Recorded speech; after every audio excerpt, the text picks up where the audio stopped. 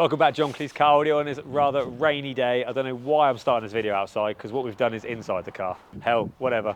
It's a VW Mark 7 Golf with the unfortunate, really common problem where the MIB unit in the glove box, that is the brain of the unit, in fact I'll show you what I mean, they fail. They simply go wrong way too often.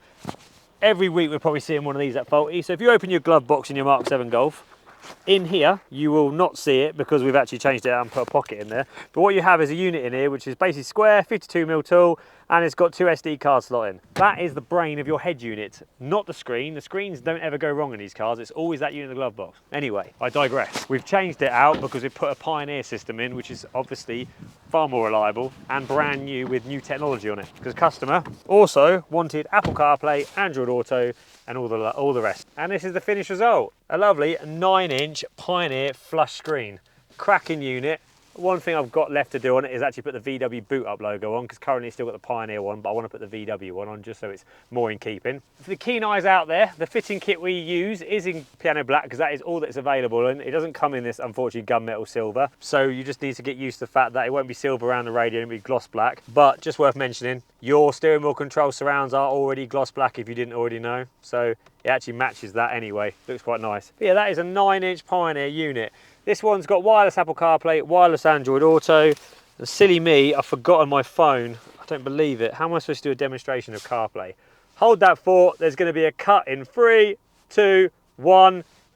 My phone is now here. So let's get my phone connected to show you wireless Apple CarPlay. Oh, for everyone at home now knows my PIN number. Please don't rob me. So now we go to the search facility. We're going to search the Pioneer at PF97. That's the model. We're going to hit pair on my phone. We're going to hit allow. We're going to hit yes on the Pioneer. We're going to wait for my phone to say, do you want to do CarPlay? In 3, 2, 1, just like so. Hit connect.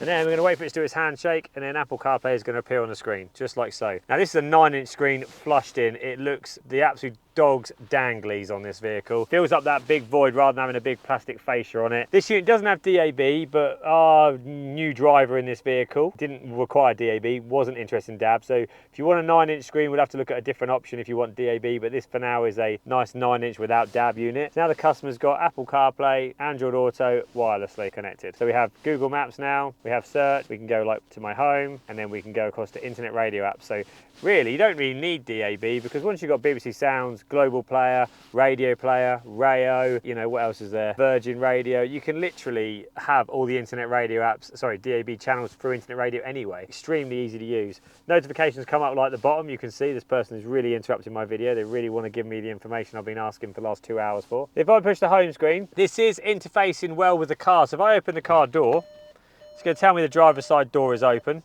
If you had tyre pressure warning, that would actually come up on the screen, but this car didn't have tyre pressure warning. Now if I go to the home button, I'll show you some car features. This car's quite basic, so it doesn't have parking assist, but if you had parking sensors and you put it in reverse, you would get the bubbles come up on the screen like a traffic light system, so green, yellow, red, depending on how close you are. Vehicle information, tyre pressure will come up, voltage is correct. Other information comes up on the screen, so it says seatbelts not fastened. Says seatbelt's not fastened, but if I grab my seatbelt, try and do this one-handed while I'm holding the camera, and then plug it in, wait for it, it'll say okay, and the light goes out.